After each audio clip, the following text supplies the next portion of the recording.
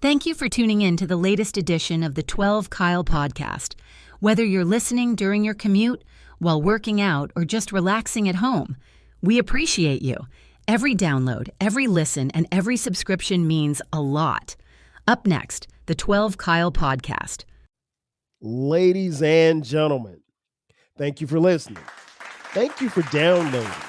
And thank you for subscribing to the latest edition of the 12 Kyle podcast. I am your boy 12 Kyle. I want to thank you all for tuning in as you do each and every week. Shout out to those of you who are watching on YouTube and Spotify. Man, check this out. On this episode, what we're going to talk about is things you'll never see again. Now, I came to this topic because of the recent news at the time of this recording. They recently announced that pennies, as in the money, will be going away. Like, I don't know where pennies are going or what they're going to do with the pennies, but, you know, using pennies as currency will soon be going away. We heard some years ago that there was a shortage on pennies, which is kind of wild because if you think about it, pennies will always be around. Like, you can go anywhere in America and whatever city that you live in. Do yourself a favor. If you're at work right now, or if you're in your home, or you're at your auntie's house, walk outside. And I'm willing to bet if you walk outside for at least 5 minutes, you know what you will find on the ground? A penny. Because people throw pennies away and pennies fall out of your pocket. You know, you have them in your ashtray in your car, and pennies are everywhere. So the idea of them not create the United States federal government not creating pennies anymore is mind-boggling to me. That being said, word on the street is that pennies are going away. And at some point, probably sooner than later, we won't have pennies anymore. And so, like, to me, that is not something that I don't think any of us could conceive, because you know what, when we were younger, that was the joint. Like, you wanted to have as many pennies as you could, because obviously pennies turned into a dollar. I remember we used to roll pennies and then take them to the bank or what have you, or, you know, better yet, when you were in school, you used to pitch pennies, for those of you who are old enough to remember pitching pennies. That being said, again, the fact that they're going away is funny and very crazy to me when I think about it. And so that brought me to the conversation that we're going to have today, because there are some things that we'll never see again. And if pennies are one of them, I'm going to give you a couple here on this episode that we'll never see again. And, you know, it's kind of sad that some of them are going away. And here's the thing. Some of what I'm going to tell you, they've already gone away. You just didn't know it. So these are no particular order. First and foremost, latchkey kids. Shout out to the homie Baylor. BTG for President is the podcast. He did an episode not long ago and he was talking about how he was a latchkey kid. Latchkey kids are long gone. And what I mean by that is, like, especially for those of you who don't know what a latchkey kid was, in the 70s and the 80s and probably somewhere in the 90s, probably faded away. But, you know, kids would go to school, obviously. And then when they would come home, nobody was at home, right? And so if nobody's at your house, the kid has to let themselves in the house because nobody's there. And so what would happen is your mom or your grandma or your auntie would take like a shoestring. They would take a shoestring tied around your neck, and at the end of the shoestring would be a key. That would be the key to your house. They would tie it around your neck, and you had to wear that all day long. And that key would stay around your neck. You could not, you couldn't take it off. You couldn't do anything with it. For some kids, they would tie it on their belt buckle. But the thing about putting it on your belt buckle is if you went outside for recess, you playing football, you could easily lose it, right? But here's the thing. If you tie that thing around your neck, and it doesn't have to be tight around your neck, but you have it tied around your neck, and you just had to make sure that you didn't lose that key, because more often than not, that was the key for you to get in the house. And who knows, that might have been the only key to the house or the apartment. And so kids like Baylor, and shout out to homie Eclectic. He was a latchkey kid as well. And he talked about on his podcast, that he would come home from school and his mom and dad wasn't there, and he would make like gourmet bologna sandwiches, which is nasty, but that's another subject for another day. You don't see latchkey kids anymore. You can go to any elementary school anywhere in the country. You'd be hard pressed to find a latchkey kid, because, kids now have alarm codes and security gates and all kind of stuff like that, security measures. Some kids, they probably have it on their phone. They just type in a little number and the door opens up and they walk into their apartment or their house. So latchkey kids, definitely a thing of the past. It was something that I remember. I was never a latchkey kid because there was always somebody home when I got home, but I had several friends who were latchkey kids. So yeah, shout out to the latchkey kids. Another thing that is probably still around, but we're never going to see it again, and that was the cassette tapes. Man, listen, cassette tapes will always forever be near and dear to my heart, because when I was growing up, that was the first thing that I purchased. I purchased tapes. We had, and I mentioned on the Rap Soul podcast, check that out, shameless plug. We had records, me and my mom and my dad had records, but my purchases, particularly when I started getting into rap, because it wasn't called hip hop at the time. This is like the early 80s, 82, 83, right around there is when I started listening to rap. And probably like 83, 84 is when I started buying my own tapes. And so you had a cassette tape, and the cassette tape had the music on it. So, and it was cheaper than buying a record or an album.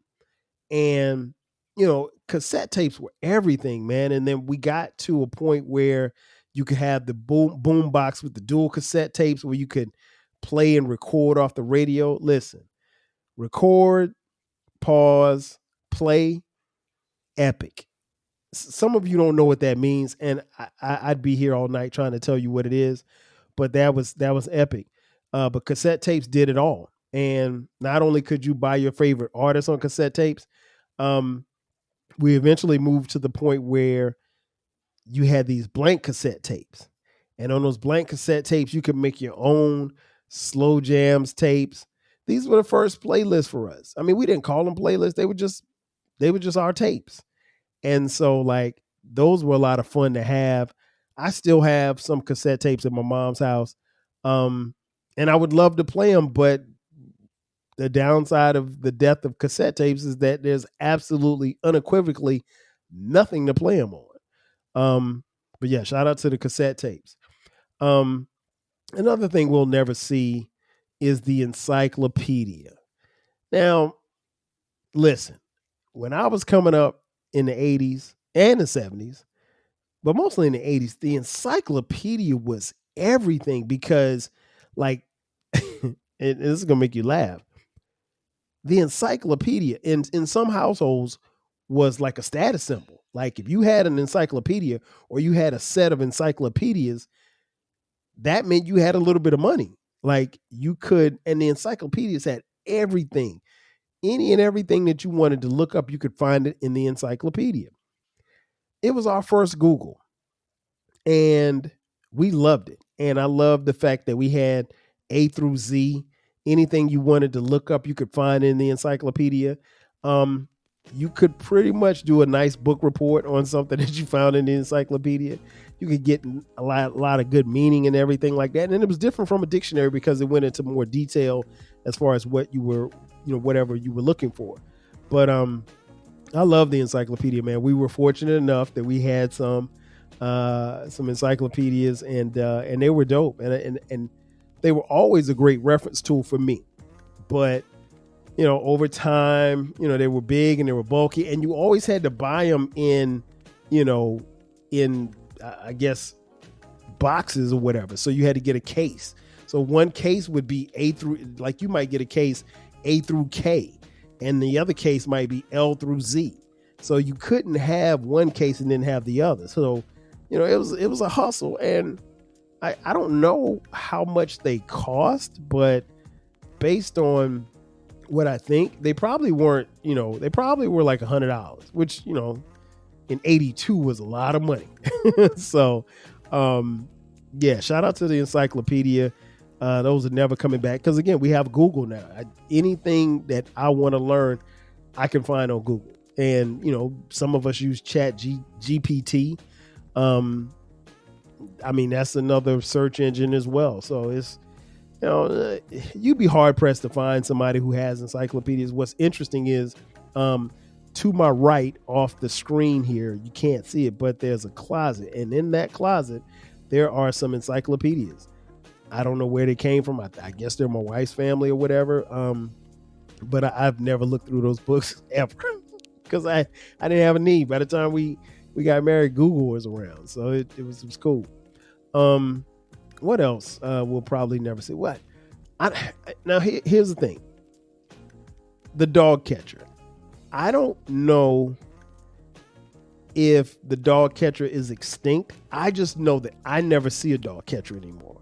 And when I say dog catcher, I'm talking about like Pops on Friday, the movie Friday. Shout out to Pops, John Witherspoon, rest in peace.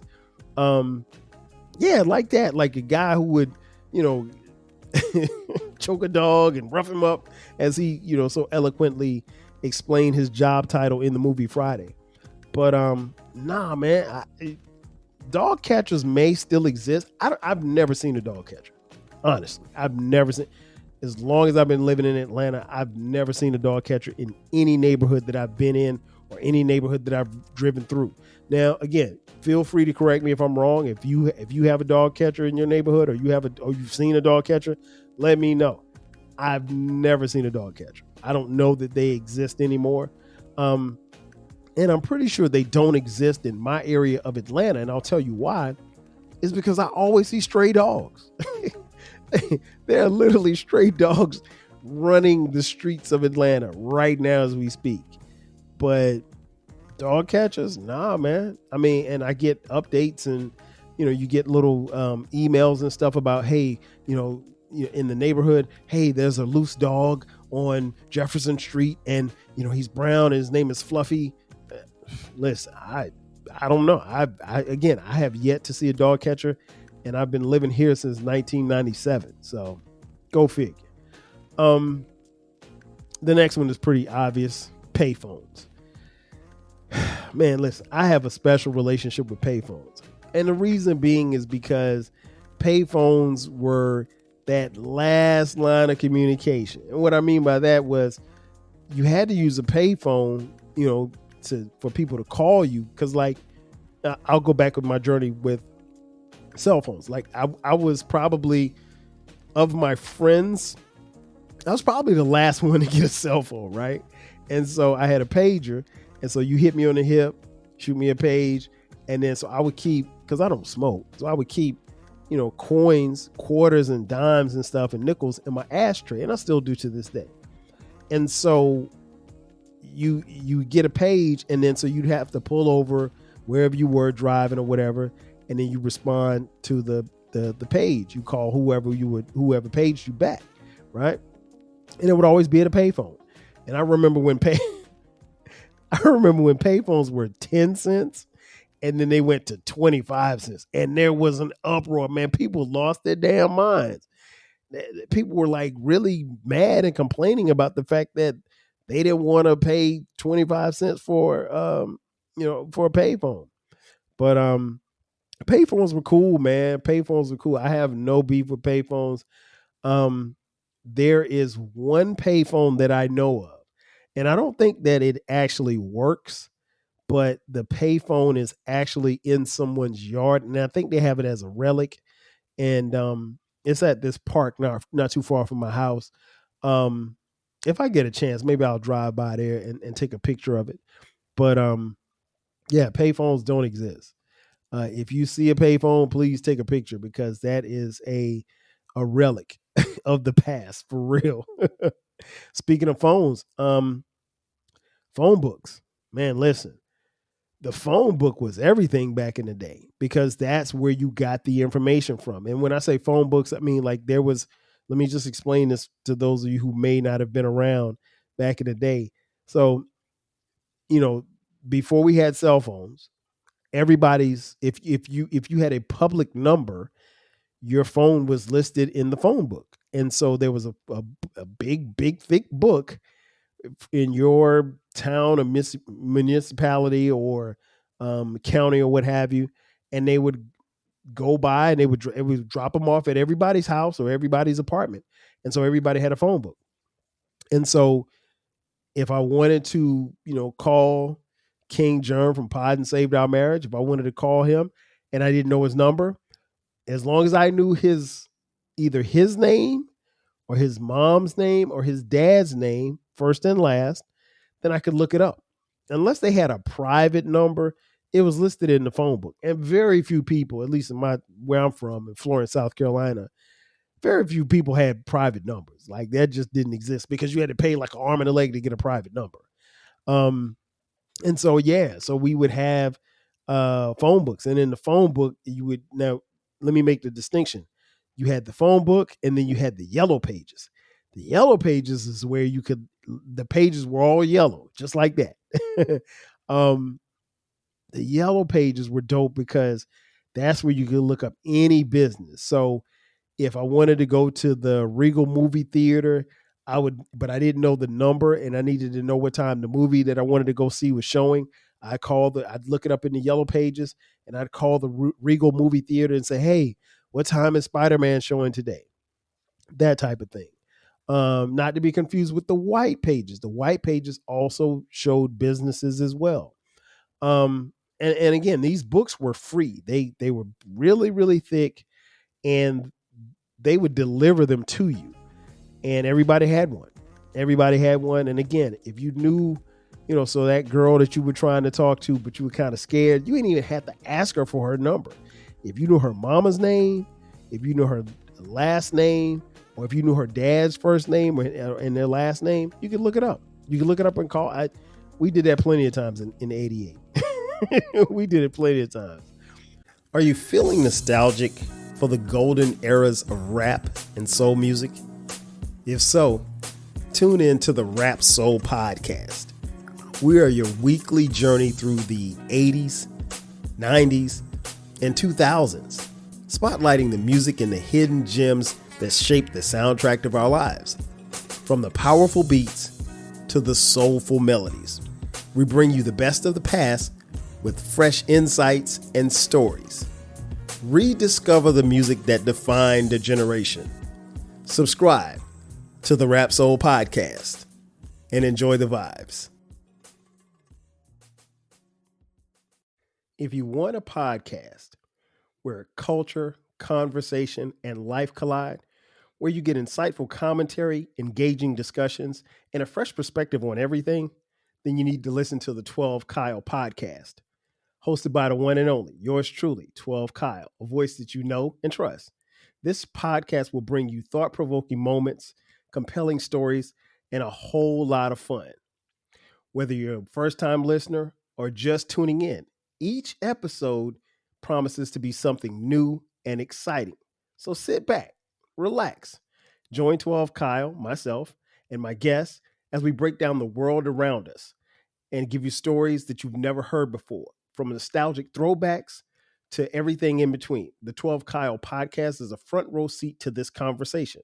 Subscribe now and never miss an episode of the 12 Kyle podcast, where the vibe is always real and the discussion is always worth your time. Another thing you'll never see. Well, then here's the thing. They're not as extinct, but they're not as prevalent as you used to see them. And that's cigarette smokers. Like, I know 3 people that smoke cigarettes. Literally. I mean, like, I don't know, like, what happened if they just stopped making cigarettes, but nobody smokes cigarettes anymore. Cigarette smoking used to be a thing. It used to be something that was big. It used to be something that was cool, that was marketed as being fresh, that was marketed as being something dope. Never mind the fact that it could kill you, but Yeah, cigarette. No, nobody smokes cigarettes anymore, and the people that do smoke cigarettes are pretty much ostracized. Because here's the thing: there was a point in time where you could smoke cigarettes in public, wherever, whenever you wanted to. Hell, you could even smoke cigarettes on a plane back in the day. I remember my first flight. There were people literally. There was a smoking section on the plane, and that was like what 80 was it 86? I think 86. So yeah, you could smoke on a plane, but now, nah, man, you can't smoke anywhere. I mean, and it's crazy because we've distanced ourselves so far from cigarette smokers to where if I'm around somebody and I smell cigarette smoke, I'm automatically offended. I'm not offended by weed smoke. I'm offended by cigarette smoke because I don't smell it a lot. And it's rare for you to be around anywhere. Living here in Georgia, I remember when they passed the bill and they said, no more public smoking in restaurants or anything like that, because you had smoking section. You had a smoking section of a restaurant, and then you had the non-smoking section. And then when you would go to a hotel, you check into your hotel, the hotel has you can get smoking or non-smoking. Are they still doing that? I don't think they're doing that anymore. I could be wrong. I've never booked a hotel room and said, hey, give me the smoking room. And I remember one time, man, a long time ago, this is like 2010.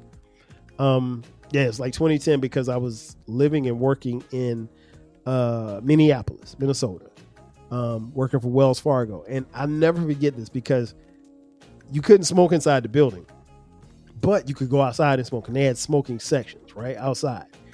And I'll never forget, it was one day we went to work and there was probably maybe about 8 inches of snow on the ground. And the temperature was a negative 27 degrees. And there were people that would go outside and smoke. I'm like, yo, you really got to be desperate, or you got to really have a bad habit if you have to go outside and smoke a cigarette in negative 27 degree weather. I don't know about you, but I don't want that square that bad. I don't know what it is about cigarettes, but I don't want no parts of a cigarette if I got to go stand in 27 degree weather. This smoke, even if it's only for 2 minutes, I'm not going. It's too cold to be outside. Like, who goes out? Nobody wants to be outside. So it was just weird to see, but that's what it is, man. Cigarette smokers, we don't see them anymore. I mean, I know that they exist because, like I said, I can think of 3 cigarette smokers that I know offhand, but shout out to Charles. And I told Charles the next time I see him, I'm gonna just knock the cigarette out of his hand. Because Charles, I think Charles has been smoking since he was like 15, and Charles is like 55 now. Another thing, McDonald's playgrounds. Again, shout out to the homie Eclectic. Check out his new podcast, Before Everything Changed. He referenced the other day on one of his episodes about McDonald's, and that was a thing. Like, one, it was an event to go to McDonald's with your parents or your mom, because we didn't get McDonald's every day. Like, these kids are way spoiled, and that's the subject for another day. But going to the McDonald's playground, you would go and jump into that I don't know what to call it, like a little play area where it had all of those foam balls and stuff like that. And so you jump in there with the foam balls, and it's like, you don't know what's in that thing. Like, it could be a syringe needle in there. Somebody could have pissed in there. Somebody could have, I don't know, put cocaine in it.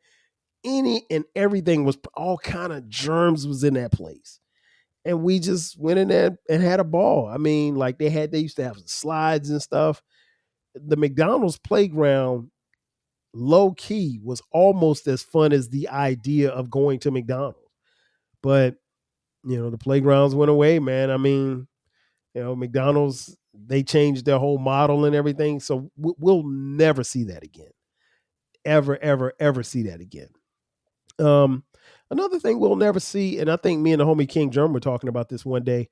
We don't see anymore is bike ramps. Like, I don't ever recall seeing a bike ramp any time within the last 10 years. And if you're thinking, okay, well, what do you mean by a bike ramp?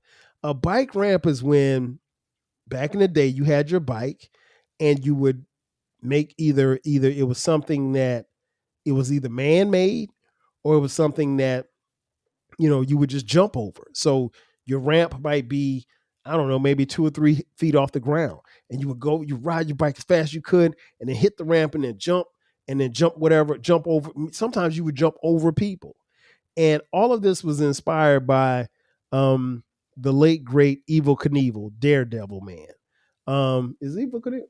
He's dead, right? I think Evel Knievel. I think Evel Knievel is no longer with us because he was popping in the 70s.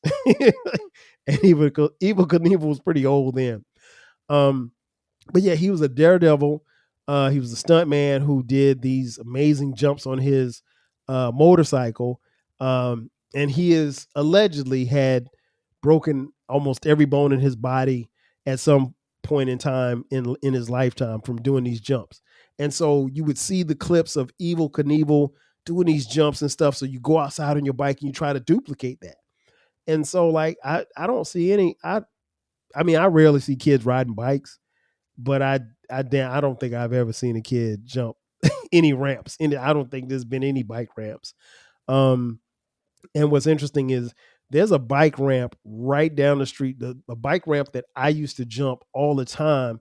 It was one we kind of made. It was a little hill, but we kind of made it. We kind of sanded it down and got it ready and everything like. And we used to jump our bikes all the time when we were kids. And it's right down the street from my mom's house. And I'll be honest, I actually contemplated, jumping on the bike and riding down there to see what was cracking. But I'm too old for that. What else we'll never see? Oh, we'll never see the big TVs. Remember the big box TVs, like what they used to call the floor models? We'll never see those again.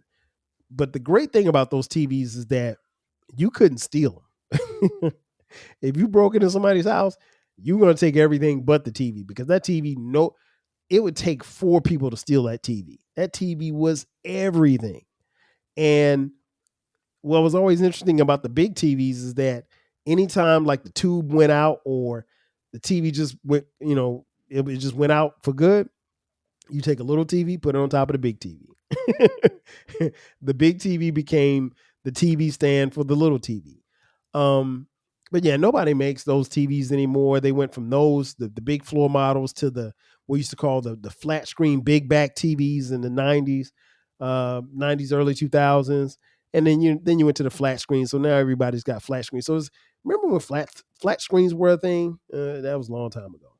But yeah, that's not happening. Nobody's making big ass TVs anymore. That day is long gone. What else? Oh, remember back in the day when you could go to the airport and you didn't have to have a ticket and you could walk up to the gate. No problem. No questions asked or anything. Like your little brother could fly from Kansas City to Miami and you could go pick him up from the gate and meet him at the gate and you didn't have to wait outside or anything like that. You didn't have to go through any type of security, any type of checkpoints or anything. Man, that time is never happening again. Obviously, with the events that happened 9/11, we're no longer there. We have to be very diligent in our security of our airwaves, and I get it, our airspace, and that makes sense. I want to be as safe as I can be when in the air, or anybody getting on a plane. But yeah, back in the day, yeah, if I were taking my wife to the airport, I literally could walk with her from the time we walk into the airport all the way through security, all the way to the gate. I could literally watch her plane take off and then I could go back and there's no charge, no nothing. Those are some great times. But I mean, again, 9/11, safety, I get it, but that time is never coming back. Oh, you know what else we'll never see again? TV guides. Some of you don't remember the TV guide, but the TV guide was like our Bible for television. Like the TV guide told you everything that was going to happen and they were never wrong. They told you when your favorite shows were coming on, what time they were going off. And, that was very important because here's the thing.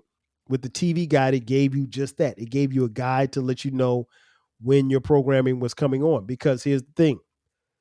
If you did not see your favorite show when it came on at 8:30 on Thursday night, guess what? You're not going to see it until the summertime, until the summer reruns. It's not happening. There was no DVRs. There was no VCRs back then. That wasn't until like maybe the mid 80s. But like in 77, yeah, you needed that TV guide, bro. You needed to know what time the Jeffersons were coming on. And you couldn't miss that episode. If you did, you were going to have to catch it during the summertime when they ran the reruns. That was just it. But the TV guides were special. As kids, we used to love looking through them. I mean, we almost treated the TV guide like a magazine, to be honest. What else? Oh, man, how can I forget? Arcades at the mall. I mean, I'll be honest, I don't even know if arcades even exist anymore because of the explosion of, games and everything. But the arcades at the mall, I talked about it before in one of the episodes. Like, man, I spent so much time, so much money at the arcade at Magnolia Mall in Florence, South Carolina. And much like many of you, we spent countless hours, countless dollars. And that was the thing. Like, you would go to the mall and you wanted to be in the arcade. And I was going to be in the arcade literally until I ran out of money. And then sometimes I would ask people for money just so I could stay in the arcade and play a little longer. So yeah, that time is never coming back because obviously, with the explosion of, the Atari, Nintendo in the 80s, ColecoVision, all of those things, we got those games that we used to play in the arcade. We got those games in our house. And so once you got them in your house, I mean, what was the need for you to go to the arcade to play? Now, granted, we had some battles. Like I thoroughly enjoyed going to the arcade at the mall, going to the Miss Pac-Man game, seeing what the high score was, and then putting money up to see who could beat it. And then I would beat it and then challenge other people to try to beat my score. Because I was dope at that game. But nah, that's never coming back. Never. That's something we'll never see again. I'll give you one more. One thing that we'll never see again, and I think for our sake, we would love to see it happen again, but it's never happening again. And that's gas going under $1. That's never happening again. It's too much money to be made. We're not producing gas the way that we used to. I'm not even going to get into the economy side of gasoline and its prices and its supply and demand. But I do remember, I think the lowest I've seen gas in the modern era was Obama's first term. I'll never forget. I went to the gas station and I mean, like, this country was like shooting bad. We were down bad and gas was $1.54. I'll never forget it. And I fueled up my car. It was $1.54. And I said it out loud. I was like, gas will never be this low again. He had just gotten into office. I was like, it'll never be this low again. Now, I do remember when I first moved to Atlanta in 97, there's a gas station on the corner where I lived. That gas was 99 cents the day that I moved in. And again, that was 97. So I say the modern era. So I say Obama, his time frame, that's the lowest that I've seen it. It'll never go back. We're at a place now where $2, $3 is pretty much the median for gas. And that's what we're used to paying. And we're comfortable paying that. I don't know that we'll ever change that. Now, I know my homies like Baylor and Dolomite who live in California and LA, I'm sure they would welcome $3 gas. I'm sure gas probably in LA right now is probably like $8. I told Dolomite, man, listen, if gas ever got over $4 in Atlanta, I'm stealing it. And I'm not laughing. In conclusion, y'all, you see the cover art, it's a penny, and he's got his hand up because, like, it's over for the penny. And unfortunately, for most of the things that I mentioned on this list, it's over for that as well. The one great thing is we can always reminisce about it. And who knows, maybe one day, maybe it'll find its way back. Ladies and gentlemen, that's going to do it for me. Thanks again for checking out this edition of the 12 Kyle podcast. Be sure to subscribe to the podcast. We drop new episodes every week. If you're on YouTube, check us out.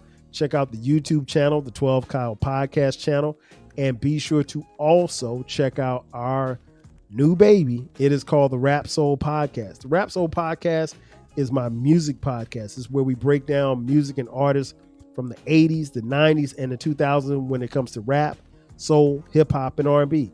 Listen, it's the best music podcast that you've never heard, so make sure that you check it out. If you want to contribute to this podcast financially, hit us up on Cash App, $TWELVEKYLE.